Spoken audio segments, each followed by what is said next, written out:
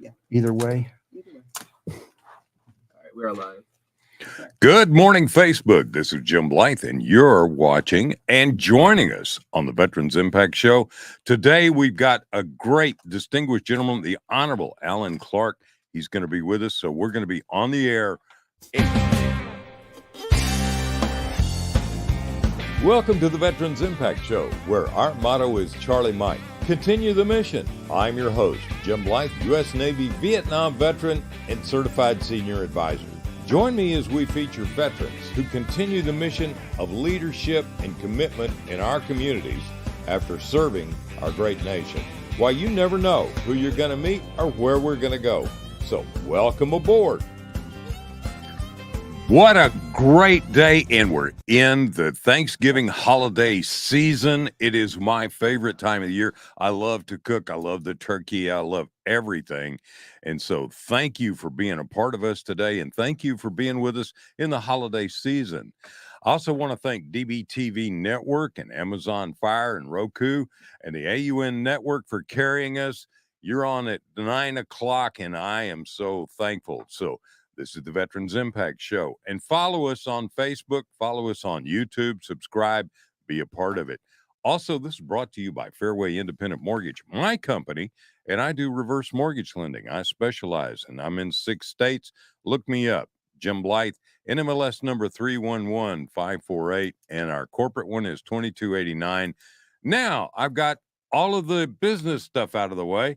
Let me introduce a great friend, a great American, I mean, a really great American. And I got to tell you, he called me up and he said, I want to talk about what happened 1963. And boy, I remember I was a high school student. So Allen Clark, welcome aboard, sir. You are so special to be here with us. Well, I'm delighted to be here with my dear good friends, Jim and Diane Blythe, and I appreciate it. Glad to talk about this special thing that happened just after I graduated from West Point.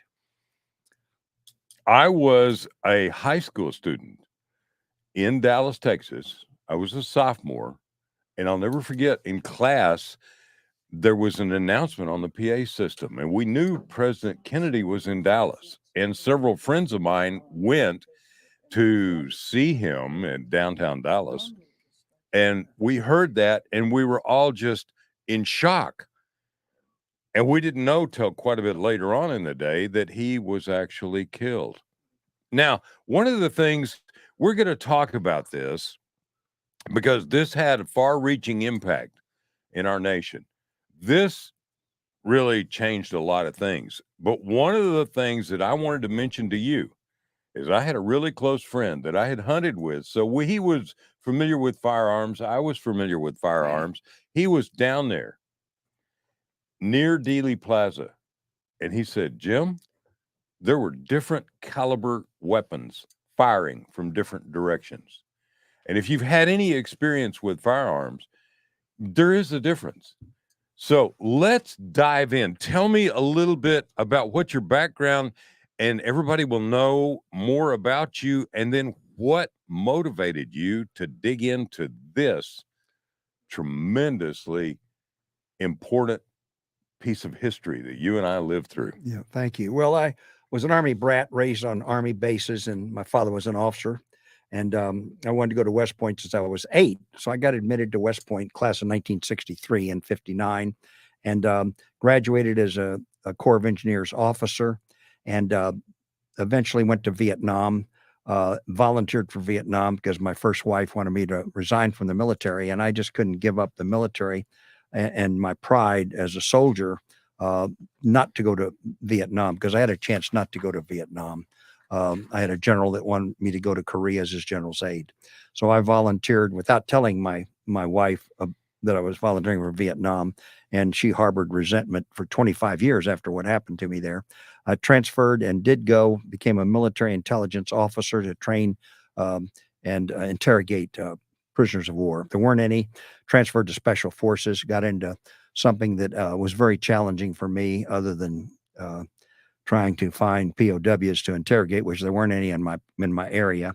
And I got into a very interesting clandestine activity. I had to go undercover as an infantry officer, brass, false name, debriefed a defector, and trained communist, anti-communist young men from Cambodia to infiltrate into Cambodia through jungle infiltration by helicopter, and it didn't work. Jungle was too thick. And then I was wounded at Dak To Special Forces Camp in 1967 with a mortar attack, and I was going to be going back to Saigon out of the camp, where an area was very hot right then, with a North Vietnamese Army battalion coming in, regulars. They mortared our camp. I lost my left leg traumatically right in the middle of the Special Forces camp. Kept the right leg for 10 days.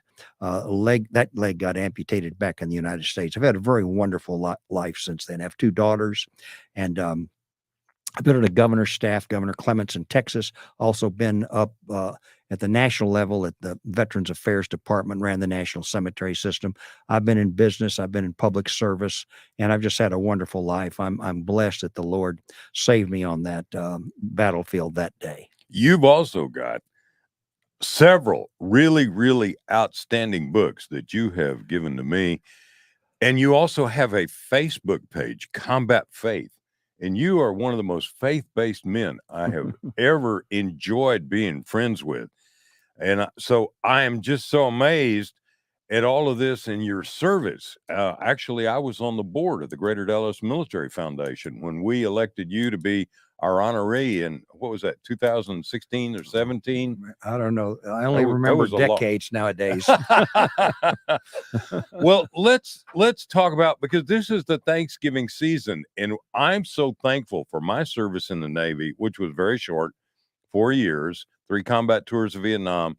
And I know you're so thankful for your service in the United States Army and going to West Point. But what motivated you to get into this particular thing with President Kennedy? Well, several things. I had a personal connection as defined by being in the Corps Cadets and marching in the 1961 inaugural parade. And back then, the entire corps of cadets from West Point, Air Force Academy, Navy, probably Coast Guard, I don't remember, but the entire corps would march in the parade. So we had 2,500 cadets marching in the parade. And we passed the reviewing stand. We saw the president off to the left when we did an eyes left. And I also was in Fort Hood, Texas, the day he was assassinated. I was walking through the day room, and one of the men watching TV said, "Captain, the president has been shot in Dallas." And that night I was going to spend the weekend with my parents and see my then fiance. And I was very concerned about that. Obviously, as a soldier, this is happening in America. And then Sunday I went to church, and the pastor comes in and says, the supposed shooter was shot today. So that kind of started it off. And I just kind of stayed in touch with it through the years. I'm very saddened by that for our country. It really hurt us. And I think he was a great man. And one of the things is he crossed the aisle between the left and the right many, many times. And I think he was an inspired leader. And he was also a veteran. He was obviously, if many people haven't seen the movie PT 109, he was a naval officer and a decorated naval officer. And so he was an amazing person, shot down in the prime of his life. How did you feel? What you were talking about that when you got that, Well, as I've studied this assassination and studied his administration, I've read probably 25 or 30 books on this. So I have really been very interested in this. And as I got into it, I realized and recognized the actual operation that was put together by some elite aspects of American society. And I will go into that and talk to you about the unusual suspects, as I call it, that are responsible for putting together the operation to kill him. And he was a very complex character. There are 3 things I like to say about him. Number one, I was very impressed as I did more study about President Kennedy, that he really was working hard at reducing the threats of nuclear warfare.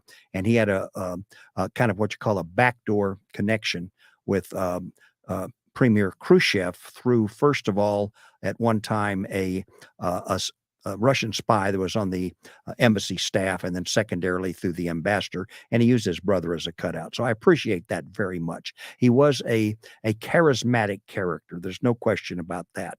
But number three, I override everything as a Christian with behavior, and I'm well aware that he was not a person, a man that was faithful to his wife, and that really bothered me. But I just have to go through all these different aspects of what he was like, what his psyche consisted of, to try to understand him.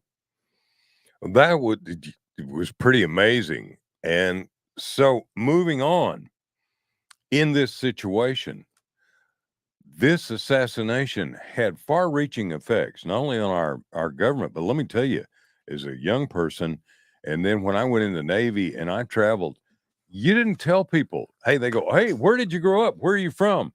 I'd say North Texas. I wouldn't say Dallas, because let me tell you, the reaction that we got, everybody blamed Dallas for an assassination that the person that was basically convicted in the press and assassinated, Lee Harvey Oswald, was not from Dallas. It was not part of Dallas. So let's talk about some of the unusual suspects and motives behind what happened. Well, some of the characters we can talk about are Lee Harvey Oswald. As I discovered, Lee Harvey Oswald was a Marine, and he had been assigned to Atsugi Air Base in Japan. And that was one of the sites that U-2 flights left from and came back to after doing overflights over China. He was involved with that, and apparently he had knew a lot of secrets. He was cleared at that organization, and I believe that he was put together to be somebody that they could use in the future, not necessarily at that time for going after President Kennedy, because that wasn't the case, but he was eventually used. He defected to the Soviet Union. As I understand it, I think it's distinctly possible that he took a certain amount of technical information relative to U-2s. Now, the CIA and the government allowed a U-2 flight over Russia that was shot down by Francis Gary Powers after President Eisenhower had said, don't do these things anymore. So obviously Francis Gary Powers was shot down. They got a lot of technical information from us. It is possible that at that time, Lee Harvey Oswald was given authority through his connection as probably a double agent, to give information to the Soviets. So that's one of the things that happened. And he was obviously the central figure in all of this that we'll get to a little bit more. But I discovered that the unusual suspects start with the CIA. The Bay of Pigs had already been set up by President Eisenhower. So President Kennedy inherited that. Eventual President Nixon, as vice president, was the man in charge for the administration to pull off the Bay of Pigs, which was a disaster. We trained in Guatemala and a couple of islands near Cuba, the Cubans that went in on the Bay of Pigs. It was a disaster. They needed air cover at the last minute. When you have an assault on a beachhead, you need to have air cover. They did not have air cover that day for that assault. That was the major issue that happened. One of the pilots that I had in the Navy had been a pilot in the Bay of Pigs invasion. Yeah. And he said they were on their way when they got called back. And they were called back by President Kennedy, if I understand correctly. Well, if not President Kennedy directs someone on his staff, and he took the hit for it. That's what happens. So anyway, it was not allowed. Let's put it that way. President Kennedy was so upset that he said this is a debacle, and he asked that the Allen Dulles, maybe he didn't get him fired on the spot, but he retired at the end of that year. It's kind of interesting. The man that was fired for that by President Kennedy, along with Lieutenant General Cabell, who was a number 2 man at the CIA, and whose father, Mayor Cabell, his brother, Mayor Cabell, was the mayor when the assassination happened in 1963. In Dallas? Yes. Wow. Yeah. So they were both fired. And so there was left a very bad feeling, obviously, by Allen Dulles. Now, Allen Dulles, with all of that in his background, still ended up being appointed by President Lyndon Baines Johnson to run the Warren Commission to protect the CIA from their involvement in the assassination. So there was that. There was very bad blood there. The next group that I've discovered had a lot to do with this were Cuban exiles. They were very disappointed. They were mad. They were angry because their training operations that had been set up in Louisiana and perhaps I believe in Florida also, to be able to train to go back into Cuba was stopped by the president. There's a whole lot of different machinations that went through, but that was a second group besides the CIA that wanted to get rid of Kennedy because they were very bitter toward him. The third one, which I think is probably the most important, is Lyndon Baines Johnson. It is very distinctly possible with what I've learned that in 1960 to get LBJ at the last minute as vice president for Kennedy on his run for office, it may have been that the different challenges that President Kennedy had morally was brought to the attention by J. Edgar Hoover, who lived across the street from LBJ in Washington, D.C., and perhaps he was blackmailed onto the ticket. LBJ on a governor's, on a congressman and senator's salary beginning 1939, always in public service. It is reputed that he had $100 million in his estate in 1972 when he died. Now, where do you make all that money? You make it with payoffs. He was very involved with a lot of payoffs. One of them was with a guy named Billy Saul Estes that I met personally in Granbury several years ago before he died to talk to him about the assassination, and I read his book. But it is distinctly possible that LBJ had the most to lose with a continued Kennedy presidency because he was probably going to be dumped from the ticket in 64. And number two, the day of the assassination, there was a closed door testimony in the Senate about his corruption. Life magazine had ready to go that week after the assassination, which they scrubbed, an issue that had a major article about LBJ in it. He had the most to lose. There are other people through the years that have said he's the linchpin for everything that happened. There's something, and we're going to take a break in just a second, hear from all of our partners.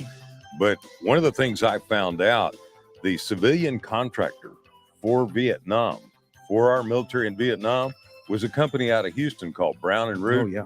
And Brown and Root had a subsidiary. Brown and Root Johns was the civilian contractor for the military for Vietnam. You know who the Johns was in Brown and Root and Johns? Conley, maybe. No, Lyndon Johnson's wife. Oh, yes. Yeah. Lady Bird Johnson. Yes. All right. We're going to be back in a minute. We're talking about November 22nd, 1963, the assassination of John F. Kennedy. But we're also talking about what we're thankful for this year. So thank you. And we're going to be right back after this word from all of our partners. This is Jim Blythe, the Veterans Impact Show. We're here for you. Subscribe to us on YouTube. Share it. This is great historical information. We'll be right back. We cut off. Welcome back to the Veterans Impact Show. And thanks to our sponsors, Fairway Independent Mortgage and Lone Star Wealth Strategies. Now, let's continue this great conversation. I've got today Allen Clark, a great American, a West Point graduate, a Vietnam veteran, a Vietnam amputee, member of the American government. You are the Honorable Allen Clark. You're also a great author. And I want to show everybody, this is a delightful book, which I've got and I have enjoyed. This is something that a lot of the information that we're talking about today is in this book. Well, actually, this is historical that leads up to understanding the elitists that I wrote about in this book. And elitists had their part in this assassination in 63, modern day America. This one's for back more for earlier American history. Well, you can get it on Amazon. Yes. And it's called Soldier's Blood and Bloody Money. Now, that ought to be fun reading. All right. We're talking about Lyndon Johnson. You know, one of the things, too, Alan, that I remember, when the shot was fired, Secret Service was on top of Lyndon Johnson and shoved him down in the limousine that was behind him. There was nobody anywhere near Kennedy in the Secret Service at the time it happened. The guy was off of the car. Well, there originally were a couple of Secret Service agents that were like either on those little floorboards right next to the car. They were pulled back.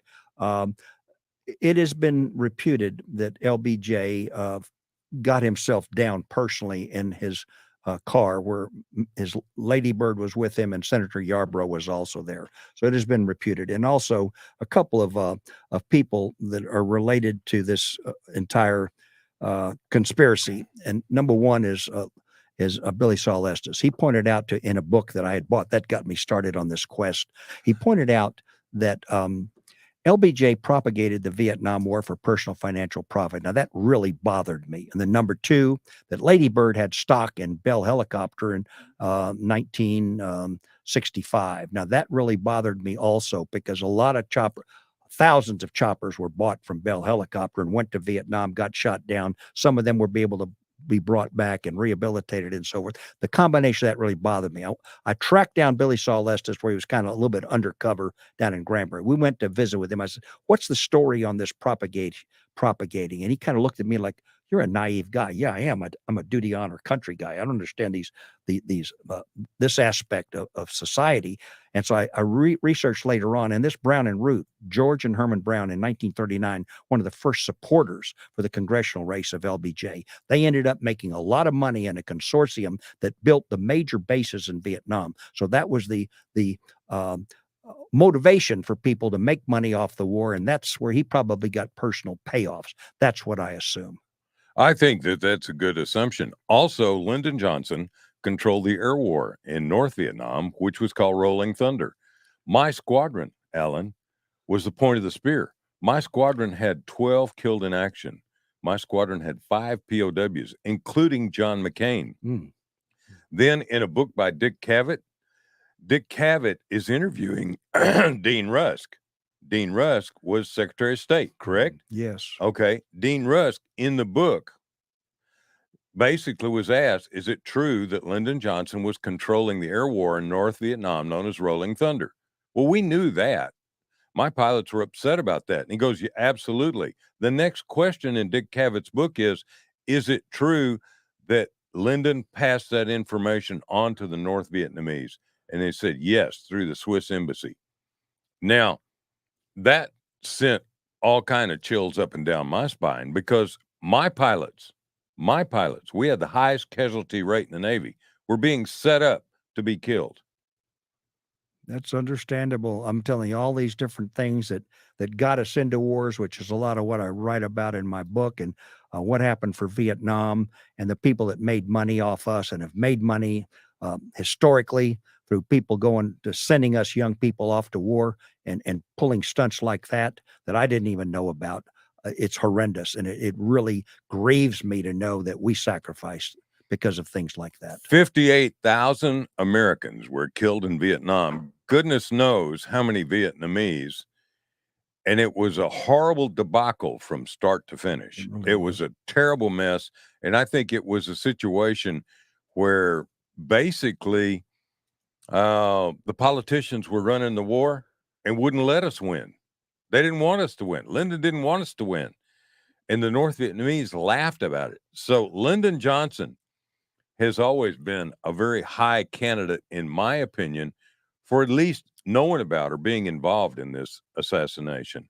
No question. Listen, he's probably the linchpin. I'm serious. I believe he's the linchpin with what I've studied. Well, a lot of people, and I think the members of the Kennedy family, feel the same thing. Oh, by all means. But again, that's our opinion. Now, one of the things is you've got the FBI, and J. Edgar Hoover is one of your unusual suspects. Yeah. And that blows me away. Yeah. Well, like I said, J. Edgar Hoover lived across the street from LBJ. You know, they would have been social with each other. J. Edgar Hoover had the most extensive files on the different moral issues and so forth of all the people in government. And those files, when he retired and or died, were burned. The other thing that is very, very important, the FBI, to my understanding, did not really do any kind of a real investigation after the assassination, which is really sad. They have three more groups that I'd like to talk about. Well, I tell you what, we're going to be taking a break in just a second. So I want to interrupt you real quick. Yeah, sure. One of the things is when the first police calls came out in Dallas, my dad told me this, they were all to pick up three men on the viaduct that was over Elm Street. And then all of a sudden it got changed by Secret Service. There were three men that were picked up. We'll talk about that in a minute. The other thing that was just unbelievable, because a friend of mine was down there and said there was a bullet hole through the windshield. Yes. And the Secret Service immediately covered up that car, put it on the plane. Then we're going to talk about what the Secret Service and the FBI did, because this is a murder that happened in Texas and the jurisdiction was in Texas and they took it away. So we're going to be talking more about one of America's most tragic events that happened 1963, November 22nd. I was a young man in Dallas. I have a really great friend, my ex-wife, Kay. That was her birthday. Talk about a traumatic birthday for her 16th birthday. A really great lady. And we all know what this day was, just like 9/11. So we're going to be right back after these words from all of our partners. I'm Jim Blythe with Fairway, and you're listening to Veterans Impact Show. We're here for you.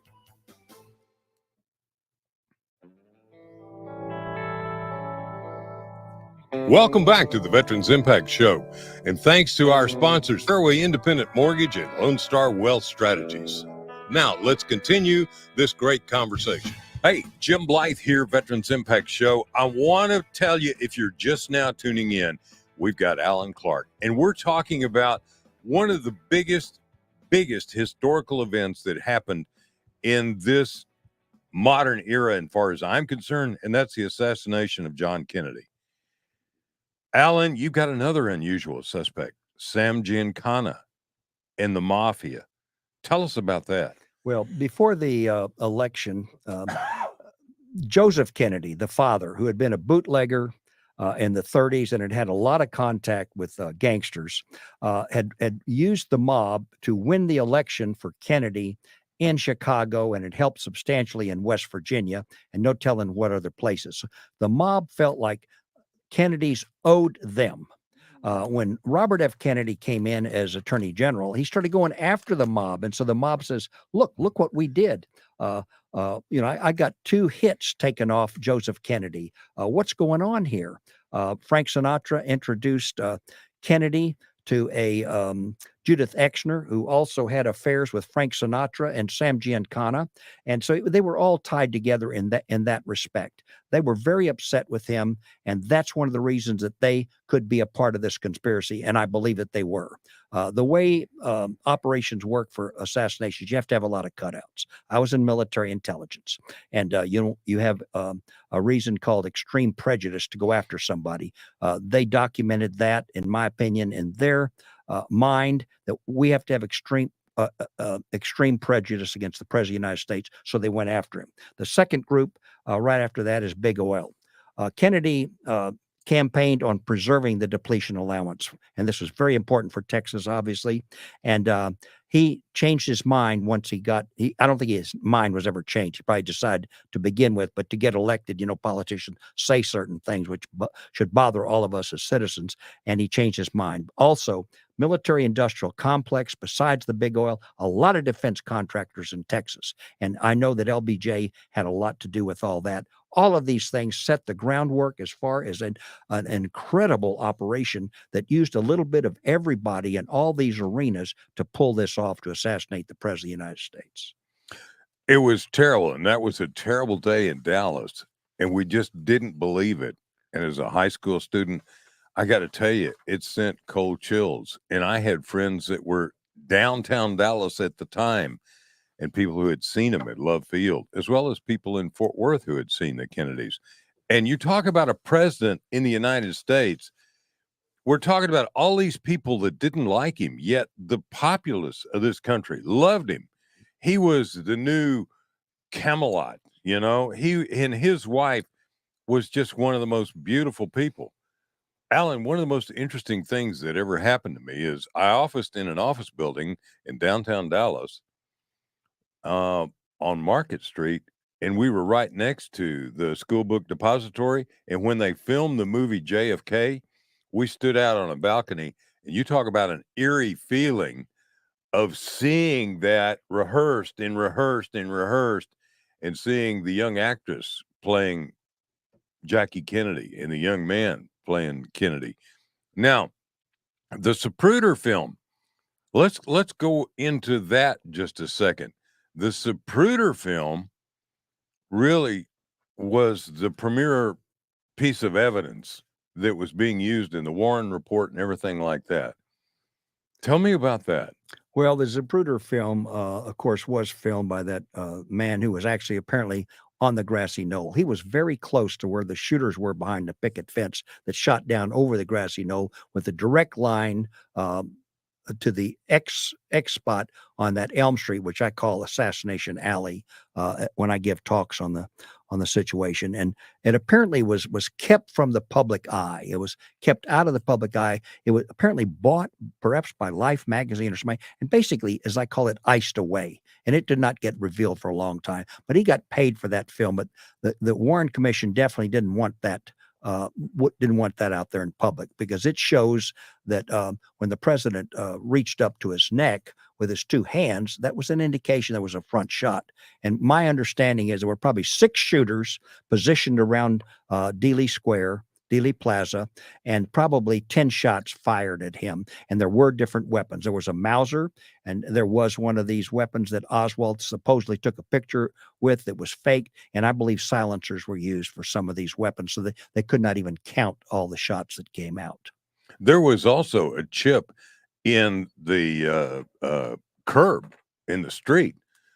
And somebody, were you telling me about that? That there was a guy that was down there, and he reached down and he was looking, and he said, "Here, I was standing right here, and I heard a shot and a thing, and here was a chip taken out of the curb." Yes. Well, that did happen, obviously, but I think, Jim, the most important thing about this assassination is the shooters. I believe that the shooters, one fired probably from the Daltex building, which is directly across the street to the east from Texas School Book Depository. I believe there were 2 shooters on the 6th floor of the Texas School Book Depository. At that time, historically, and it is now the Records Building, it was the Dallas County Jail. And Oswald would have been brought back to there had he gotten there that night he was shot by Jack Ruby, who was the mob man in Dallas. He was one in charge of gambling and prostitution in this city. So he was obviously very involved with this. I believe when Lee Harvey Oswald was not taken out in Oak Cliff by those 2 officers that were assigned to take him out, one of them having been a shooter, and I've got a story on that, Roscoe White, he was ordered by the mob to take out Lee Harvey Oswald. And so there was a shooter at the top of the jail, and he bragged later on that he was one of the shooters. A friend of mine has talked to his secretary later on, and he was bragging about being one of the shooters. He was never prosecuted. There was at least 2 shooters behind the picket fence. There was probably a shooter at the top of the triple underpass. A shooter at the picket fence was named Roscoe White. I had occasion to have a luncheon meeting, that a pastor who had been invited on to the deathbed of Roscoe White, who had been a CIA contract employee and a Dallas police officer 2 months before the assassination. And Sam Giancana's book called Double Cross says that Roscoe White was the guy that actually killed Tippett, the police officer who had been assigned to bump off Lee Harvey Oswald down in Oak Cliff. And it just gets to be a web. It's just a constant web that comes together. That's pretty amazing. And the far-reaching effects of this unholy alliance that came together to kill the president. And then what were the subsequent effects of that? Well, I have studied the bottom line with who benefited. You know, cui bono. That's what happens with assassinations and machinations such as this. And so I studied extensively who benefited from this. And let me go ahead to that and mention who benefited from that. I do have a couple of slides here that I do want to get. Okay, that's fine. There you go. Let me go back to the doctor, which was just before that. Dr. McClellan, he was a friend of mine, died a couple of years ago at age 89. He was in Parkland Hospital when President Kennedy and Lee Harvey Oswald were brought in. He was 2 feet behind the president in that emergency room, and he thought that a bullet had come in to his right forehead, Temple. right up Yeah. here. And he also said that huge wound on the back, it was not an entry wound that they tried to pass off. And one just before that, I'd like to mention that, because it's very important. Okay, that man there was the president's photographer. I met his sister.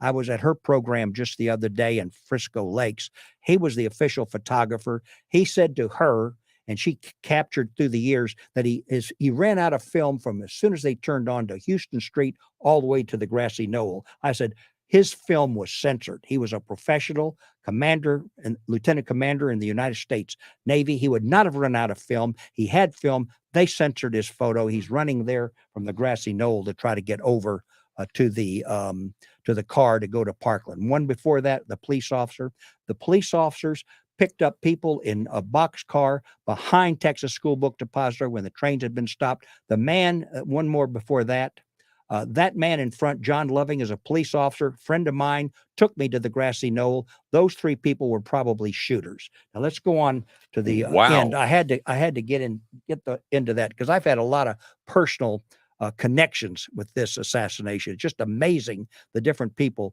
that have come to my attention. One of the things that happened, the major reason that this may have happened is in October or November of 63, before he was assassinated, President Kennedy signed something known as the National Security Action Memorandum number 263. What he wanted was, of the 16,000 then troops in Vietnam, and 75 of our troops had been killed by then, mainly advisors and special forces. He didn't like that. He'd gone to Vietnam 10 years before. He did not believe we should get in the war in Vietnam. Signed that deal, that NSAM number 263. It meant we would bring 1,000 troops back by Christmas of 63, and 2 years later, by Christmas of 65, all the troops would be brought back from Vietnam. We would never had the buildup. Fletcher Prouty, who was probably a very important character, he was a lieutenant colonel, was the liaison between the CIA and the United States military for anything that was ever needed. He said in his book that he believes that the signing of that NSAM was the thing that triggered everything. They said, we got to get rid of this guy because it meant they were not going to be able to have the Vietnam War and the bullets and the bombs that people ended up making in that war. So the key thing may have been triggered by that. It allowed to have the Vietnam buildup because John F. Kennedy, LBJ, a week later, he said, let's go whole hog. They went forward with the Vietnam War. LBJ became president, no jail for him. He was probably going to go to jail from what I understand. Hoover kept his job because Hoover did not get along with either one of the Kennedys. He despised Robert F. Kennedy. Oswald was determined to be the assassin, according to the Warren Commission, immediately. That picture that I showed you where the officer was bringing the 3 so-called transients or tramps from the boxcar, they brought them to the sheriff's department 1 hour after the assassination. They said, we already have the assassin. I mean, what investigation for a murder do they ever have the suspect 1 hour later? Supposedly they took the fingerprints for these 3. They released them. Those people were probably part of the shooters. Jack Ruby, mob assignment to kill Oswald. He was in the hospital and jailed for several years. The depletion allowance was allowed to be in place. One of the most important things that's bothered me about this whole thing and the conclusion that I come to relative to the after effect of all of this. Individuals like me went to Vietnam. People like you served in Vietnam on the ships offshore. We suffered 58,000 casualties, killed in action. I had 20 classmates of mine from West Point. All the tens of thousands of people wounded. For myself, as a double-leg amputee, there were only a little bit more than 1,000 American soldiers and people that were in the war that suffered losing 2 limbs. I mean, either 2 eyes or 1 arm, 1 leg, or 2 legs like me, but just a little over 1,000 of us. I concluded after all of this study that despite what happened, it didn't need to happen, because Kennedy would have not moved forward and built up the war for the people to make the money in the military-industrial complex, et cetera, et cetera, et cetera. But people like us suffered. It became our first endless war. And despite knowing what I know now, which really embittered me and really made me sad, I was emotionally angry when I did all this study and found all this out. I am proud to have been a soldier of the United States of America. And though I sacrificed, I did my duty as the rest of us did. Well, I did my duty as well. I have a couple of questions, maybe. Lee Harvey Oswald was in New Orleans for quite a while, and I think he was tracked by FBI, Secret Service. The mob down there was run by a man named Carlos Marcella. Was Carlos Marcella somehow tied into all of this as well, or do you have any idea? Well, it's just kind of connecting the dots. The night before the assassination, there was a party at the nephew of Clint Murchison up in North Dallas, just north of Keller Springs Road. And Madeline Brown, who had been the paramour of President Johnson since 1949 and birthed a child who was never accepted by the President LBJ, but provided for through a trust fund that was handled by a lawyer down in Austin, was at that party. And he came in, LBJ came in about 11 o'clock, and all the unusual suspects were there. Everybody was involved. 25 to 30 different people were there. I had a list. I don't have it memorized. But when he finished his talk, he said to Madeline Brown, after tomorrow, I will never have to put up with the Kennedys again. Very telling. In other words, he knew something was going to happen. I heard from someone else that had an interview in Madeline Brown's old age that what LBJ told her, don't go to downtown Dallas tomorrow. So all of those things kind of add up. There were a whole lot of people. Carlos Marcello apparently was at that party that night. Wow. Now, the whole thing in New Orleans was part of the setup to make him a patsy, to appear to be pro-Castro, and then he was anti-Castro. I mean, back and forth. But he had a handler in New Orleans that got him to run that so-called fair play for Cuba, which means that after he was assassinated, we can blame Castro. We can blame the Soviets. I mean, all these little rabbit trails were set up so anybody can say, well, that's who caused it. That's who caused it, to deflect attention from who really did it and the massive operation behind it to take out President Kennedy. It was a massive military operation, is what you're saying, in Well, your opinion, because you're a military man. Yeah, I mean, yeah. You look at all of these pieces, the subterfuge, the setting Oswald up. I mean, he was the perfect patsy. Well, I believe that the chiefs of staff of the United States military, to include the chairman of the Joint Chiefs, I believe they all had an involvement with this, not direct military people involved as shooters. There was no military in Dallas to protect the route. All right, when we come back, we're talking very, very controversially, but we're talking the reality of what happened in the worst day in Dallas history, November 22nd, 1963. I was in high school.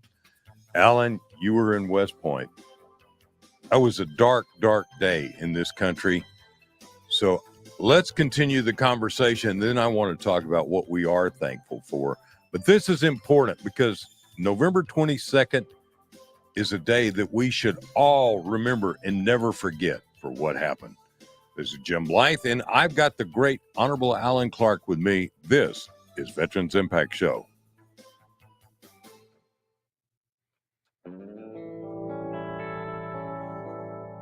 Welcome back to the Veterans Impact Show, and thanks to our sponsors, Fairway Independent Mortgage and Lone Star Wealth Strategies.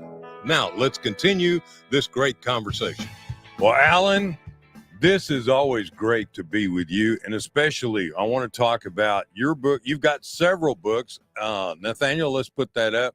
This is a great book. If you're into all kinds of history and information, you want to do that. And thank you so much for what you've done, and thank you for your service to our country, and thank you for bringing this to light. One of the most tragic things that this nation has ever had.